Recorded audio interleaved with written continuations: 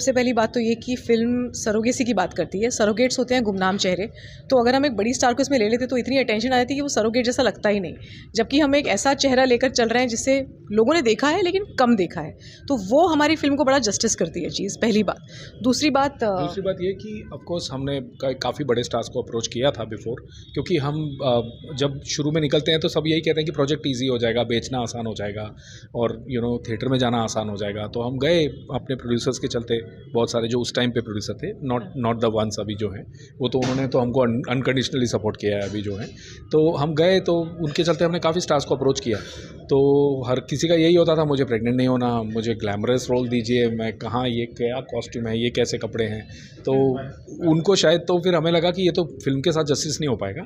तो फिर हमने यही डिसाइड किया उसके बाद कि एक ऐसे कैरेक्टर या ऐसी एक्टर को लेते हैं जो पूरी तरह से इसमें कन्विंस्ड हो इस रोल के लिए। सरोगेसी जो कि बॉलीवुड में बहुत प्रेवलेंट है, जैसा कि सभी लोग जानते हैं कि हिंदी फिल्म इंडस्ट्री के कई दिग्गज लोगों ने सरोगेसी से बच्चे किए हैं, लेकिन शायद कोई हीरोइन इस पछड़े में पड़ना नहीं चाहती है कि मतलब मैं ये प्ले करूं, बिकॉज कॉज के लिए कोई नहीं आना चाहता सामने। मेरे ख्याल से वो एक चैलेंज रहा होगा। जो फिल्में आई भी हैं, अगर हिंदी में भी कोई फिल्म आई है सरोगेसी के ऊपर, तो वो एक सतही तौर पर छेड़कर चली गई ये बात को, किसी की एक सिंगल कहानी कहकर, उसमें कोई फैक्ट्स या कोई इस तरह की रिसर्च इन्वॉल्व नहीं थी हम लोगों ने जो देखी। तो हमें लगता है कि पूरा मैदान खाली था हमारे लिए। हाँ जी, हम इस फिल्म में कुछ दिखा पाते नहीं। बाइक सरोगेसी जो बैन हो गई है, तो वो आनंद में ही बेस्ड था इंडस्ट्री। वो 1300 करोड़ की इंडस्ट्री थी जो आनंद में बेस्ड थी, तो ये वहाँ पे बेस्ड है। हमने वहीं पे शूटिंग की है, आनंद के पास एक छोटे से गाँव वसों में। और पूरी हमारी जो रिसर्च थी उसमें हम सरोगेट मदर से मिले जो करती आई हैं, जो अभी कानूनन तौर पर आजकल ऐसा हो गया है कि एक सरोगेसी एक औरत एक ही बार करा सकती है। हम तो ऐसी सरोगेट से मिले हैं जो 4-4, 5-5 सरोगेसी कर चुकी है ज़िंदगी में। तब तक कोई कानून नहीं था उसके ऊपर। तो हमारी रिसर्च काफ़ी इसमें काफ़ी दिलचस्प रही और पुख्ता रही। तो अब वो सब आप फिल्म में देखने को मिलेगा आपको। बिल्कुल, जैसे कि आप ट्रेलर में देखते हैं कि बेस्ड ऑन ट्रू इवेंट्स हम कहते हैं, तो ये वाकई में कई ट्रू इवेंट्स के ऊपर आधारित है।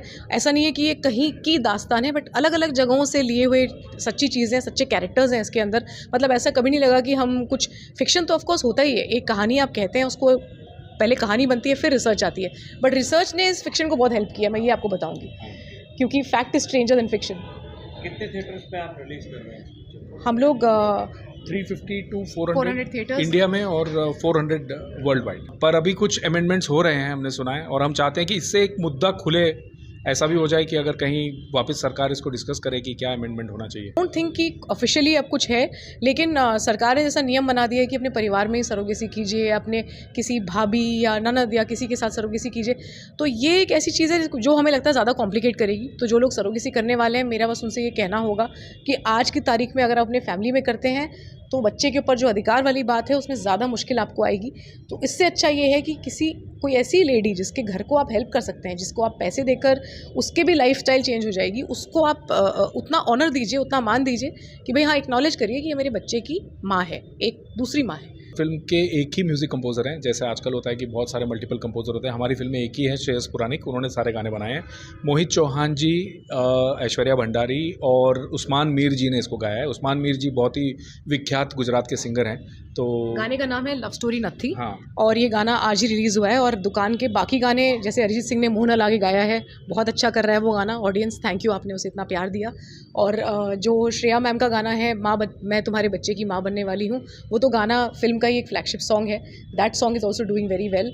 अब लव स्टोरी नथी को भी अपना प्यार दीजिए और उसको भी आगे लेकर जाइए। आई थिंक बहुत लोगों की कहानी है वो। हाँ। सिकंदर खेर एक स्पेशल भूमिका में है फिल्म में। मतलब जैसे कमेंट्स हमको अभी आ रहे हैं ऑलरेडी गाना रिलीज़ होने के बाद कि आप सिकंदर खेर इतना टफ है और ऐसा इतना सॉफ्ट कैसे लग रहे हैं। हाँ। तो उनको एक अलग ही रूप में आप देखेंगे फिल्म के अंदर। बिल्कुल, ऐसे पहले नहीं देखा गया। वो बहुत ज़्यादा मास कनेक्ट है उसके अंदर, क्योंकि हर किसी के पास, हर किसी के तो बच्चे हैं, जिसके नहीं है उसको चाहिए, और जिसको नहीं चाहिए उनको भी बच्चों से प्यार है। तो हमको लगता है ये बहुत ही ज़्यादा यूनिवर्सल कनेक्ट की एक बात है।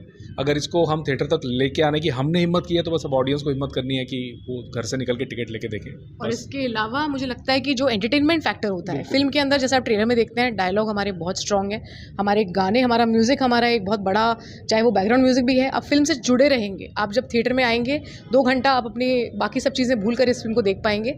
इसके कॉस्ट्यूम्स, लोकेशंस, विजुअल्स, डायलॉग, सब कुछ आप एंजॉय करेंगे। एक बार जब आएंगे तो एक एक्सपीरियंस है, दुकान सिर्फ एक फिल्म नहीं है, एक एक्सपीरियंस है। ज़रूर थिएटर में आके 5 अप्रैल को इसे एक्सपीरियंस करिए।